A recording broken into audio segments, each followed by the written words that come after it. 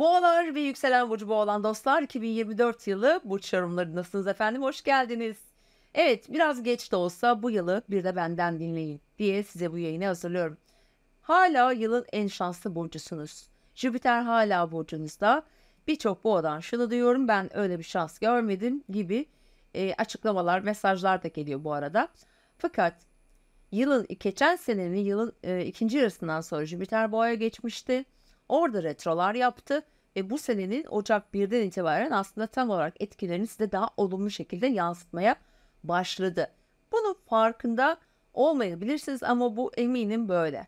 Şu anda Jüpiter hala burcunuzda ve bu en güçlü etkisini tabii ki Nisan gibi gösterecek. Çünkü Nisan ayında 20 Nisan civarlarında Jüpiter-Uranüs kavuşumu yaşanacak. Tabii bu birçok boğa için ister yükseleniniz ister güneşiniz ya da doğum haritanızda boğa burcunda başka yerleşimleriniz olsun, bu her zaman bir fırsat ve şanstır. Ama tabii ki bir Jüpiter bir güneşle kavuşuyorsa o yıl ona inanılmaz fırsatlar getirecektir. Fırsat mesela şöyle olur: hiç beklemediği yerden yardım alır, destek alır, hiç beklemediği sürprizler getirir. Çok zor şartlar altındadır ve önemli korumalar getirir. Sağlık açısından verir, iş anlamında verir, bol kısmetler verir, ilişkiler anlamında verir. Dediğim gibi Nisan ayı çok çok çok önemli olacak sevgili boğa burçları. Tabii ki Mayıs ayının 8'i de sizin için bu yıl içerisinde en önemli zaman dilimi. Bir takım sürprizler yaşayacaklar boğalar. Özellikle para hanelerine artılar kazandıracak bazı gelişmeler yaşayacaksınız. Bunu şöyle değerlendirelim. 26 Mayıs'a kadar Jüpiter hala burcunuzda. Bu şans, fırsat, bolluk, bereket anlamında çok olumlu, güzel gelişmeler getirir. Haziran ayına doğru, yani Mayıs sonundan itibaren ise bizim bu şans gezegenimiz İkizler Burcu'na geçer ve sizin para hanenize geçer. Tabii ki bu para hanesindeki gelişmeler sizin için bu mücadele ettiğiniz ne varsa yaşamda, özellikle geçen seneden beri mesela bir yıldır sağlıkla mücadele etmiş, mesleki anlamda mücadele etmiş, ilişkilerle en çok yorulmuş burçlardan da bir tanesisiniz. Bu anlamda da rahatlıyorsunuz. Jüpiter buraya geçtikten sonra çünkü kariyer evine, para evine, parasal konulara da çok olumlu destekleri olacak. Yılın en önemli dinamiklerinden bir tanesi budur.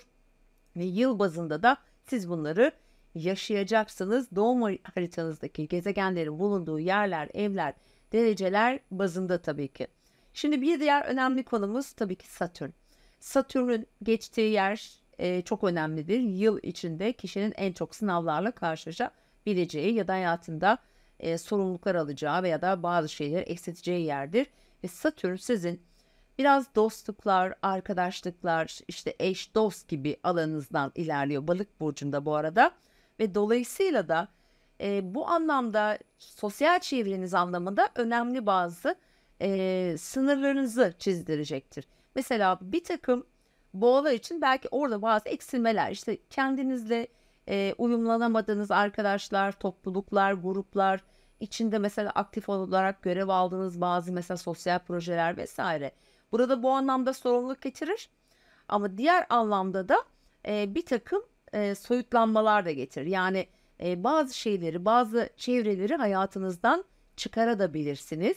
Bunun da iyi şekilde aslında yılın sonunda daha çok yaşayacağız bunu. Özellikle Eylül gibi daha net bunun sonuçlarını görürsünüz ama yıl bazında Satürn'ün buradan geçmesi önemli şekilde sosyal çevrenizi ve özel hayatınızı da ilgilendiren bir alanda olacak ama diğer mesela önemli hani zor şartlar getirir mi? Çok da size bu anlamda zorlayacağını düşünmüyorum.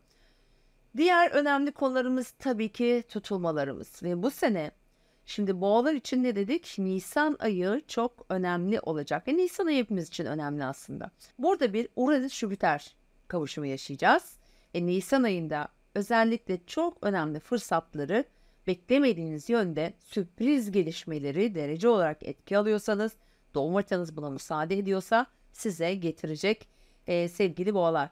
Ve genel olarak şöyle yıl bazında ben en çok neyle sınırlarım derseniz, şimdi tutulmalara geleceğim. Mesela 8 Nisan'da 19 derece Koç burcunda bir güneş tutulmamız var.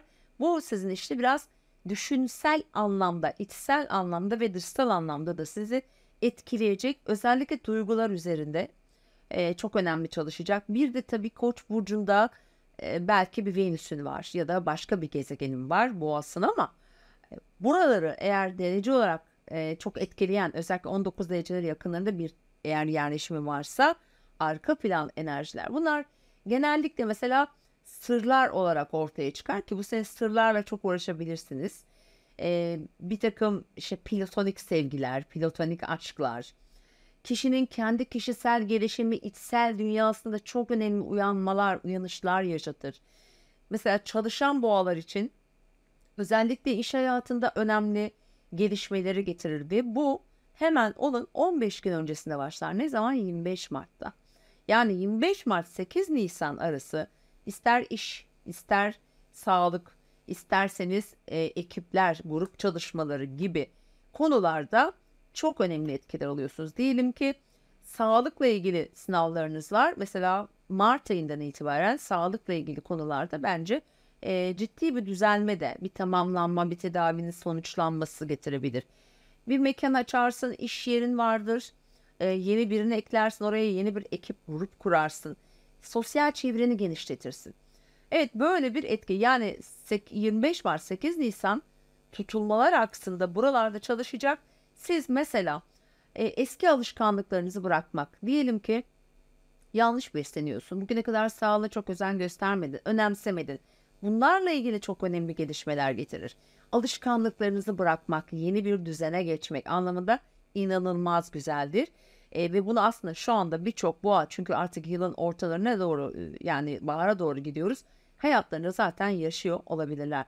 Şimdi gelelim tutulmaların ikinci yılı sonunda olacakları. Bir tanesi 18 Eylül. Şimdi 18 Eylül bu dostluklar, sosyal çevre, oradaki konuları aktifleştirecek, hatta önemli tamamlanmalar yaşatabilecek bir tutulma. Asıl önemli olan bizim için 2 Ekim'deki Terazi burcundaki güneş tutulması. Bu bir başlangıç. Bakın, bu nerede bir başlangıç? Mesela birçok boğa iş hayatı ile ilgili çok önemli girişimlerde bulunabilir. Yeni işler, yeni girişimler, yeni çevreler, yeni oluşumlar getirir.